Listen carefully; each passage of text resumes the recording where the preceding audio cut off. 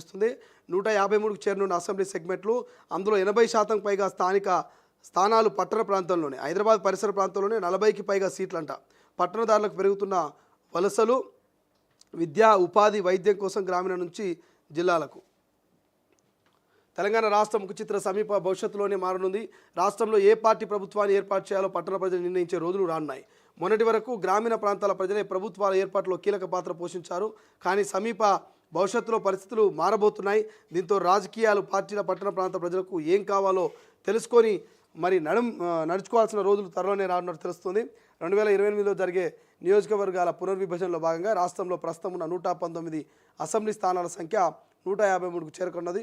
లోక్సభ స్థానాలు 15 నుంచి 25కి కొత్తగా 8 స్థానాలు పెరిగే అవకాశం ఉంది. ఇందులో మహిళలకు 51 అసెంబ్లీల సీటు రిజర్వేషన్ కానున్నాయి. ఈ నేపథ్యంలో ఎన్నికల తీర్పును పట్టణ ప్రాంతాల ప్రజలు శాసిస్తారని రాజకీయ విశ్లేషకులు అంచనా వేస్తున్నారు. తెలంగాణలో పట్టణ జనాభా విపరీతంగా పెరుగుతున్నది. ఉపాధి, విద్య, వైద్యం, ఇతర అవసరాల కోసం గ్రామీణం నుంచి పట్టణ ప్రాంతాల్లో వలస పెరిగాయి. తెలంగాణ ప్రాంతం నుంచి కాకుండా ఇతర ఉత్తర భారతం, ఈశాన్య రాష్ట్రాల ఆంధ్రప్రదేశ్ నుంచి కూడా వలస పెరగడంతో పట్టణ ప్రాంత జనాభా విపరీతంగా పెరిగింది. ఈ ప్రభావం నియోజకవర్గాల పునర్విభజనపై స్పష్టంగా పడనుందంట. త్వరలోనే 45 నుంచి 50% పట్టణ తెలంగాణలో ప్రస్తుతం 45% పట్టణ జనాభా ఉన్నట్టుగా అధికారిక లెక్కలు స్పష్టం చేస్తున్నాయి. తెలంగాణ రాష్ట్ర ఏర్పాటయ్యాక పెద్ద ఎత్తున మున్సిపాలిటీలు, నగరపాలక సంస్థలను గత ప్రభుత్వం ఏర్పాటు చేసింది.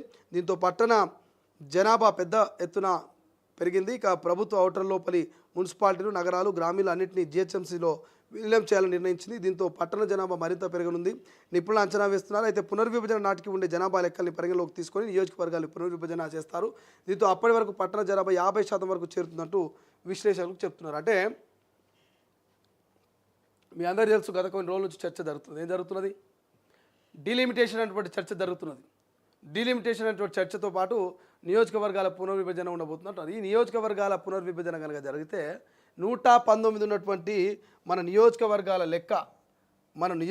లెక్క ఎంత ఉందా? ఇప్పుడు ఎంత ఉందా? 119 ఉన్నది. ఈ 119 ఉన్నటువంటి కాన్స్టిట్యున్సీలు అంటే నియోజకవర్గాల లెక్క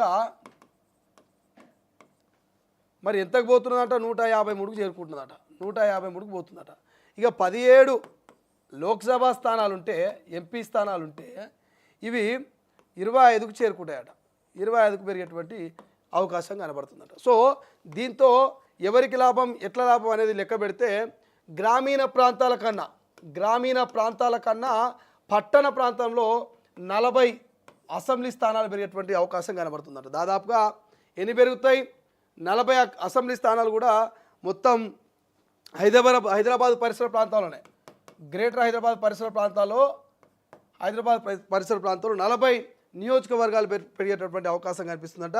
ఈ 40 కనుక పెరిగితే మరి ఇక్కడ ఇక మొత్తం ఓవరాల్గా ఈ సిటీకి సంబంధించినటువంటి ఓట్ల మీదనే, ఓటర్లు ఎవరైతే ఉంటారో ఈ ఓటర్ ప్రభావం అంతా కూడా ఎన్నికల మీద ఓటర్ ప్రభావం ఎక్కడ ఉంటుంది అంటే హైదరాబాద్ ఓటర్ల ప్రభావం ఎక్కువ ఉంటుంది అంటున్నారు. నియోజకవర్గాల పునర్విభజన, లోక్సభ స్థానాల పునర్విభజన కనుక జరిగితే మరి ఎక్కువగా ఓటర్ల ప్రభావం ఎక్కడ ఉంటుంది అంటే హైదరాబాద్ లాంటి మహానగరాల్లోనే ఉంటుంది. మరి ఎందుకు అక్కడనే సీట్లు పెరుగుతాయి, ఎందుకు అక్కడనే జనాభా పెరుగుతుందంటే విద్య కోసం, వైద్యం కోసం, వ్యాపారం కోసం, మరి భవిష్యత్తు కోసం చాలామంది పల్లెల్ని విడిచిపెట్టి పట్టణానికి వచ్చి సెటిల్ అవుతారు. ఇటు ఏపీ నుంచి, అటు కర్ణాటక నుంచి, ఇటు ఉత్తర భారత్ నుంచి, దక్షిణ భారత్ నుంచి, లెక్కలేదు ఎక్కడంటే అక్కడ. మరి అందరూ చూసేది హైదరాబాద్నే కాబట్టి హైదరాబాద్లో ఉన్నటువంటి ఈ ఔటర్ రింగ్ రోడ్ పరిధిలో ఉన్నటువంటి గ్రామాలు కూడా కొన్ని మున్సిపాలిటీలో కలుస్తూ ఉన్నాయి. ఈ గ్రేటర్ హైదరాబాద్ మున్సిపల్ కార్పొరేషన్లో కలవడంతో మరి హైదరాబాద్ జనాభా పెరిగి మరి నియోజకవర్గాలు పెరిగేటువంటి ఛాన్స్ అయితే అత్యధికంగా కనిపిస్తూ ఉంది. అది ఎప్పుడు 2028 ఎన్నికల్లో అమలయ్యేటువంటి అవకాశం కనిపిస్తుంది. 2028లో నియోజకవర్గాల పునర్విభజన టైంలో ఇది జరిగేటువంటి ఛాన్సు కనబడుతున్నది. రైట్, ఇంకేమున్నాయి?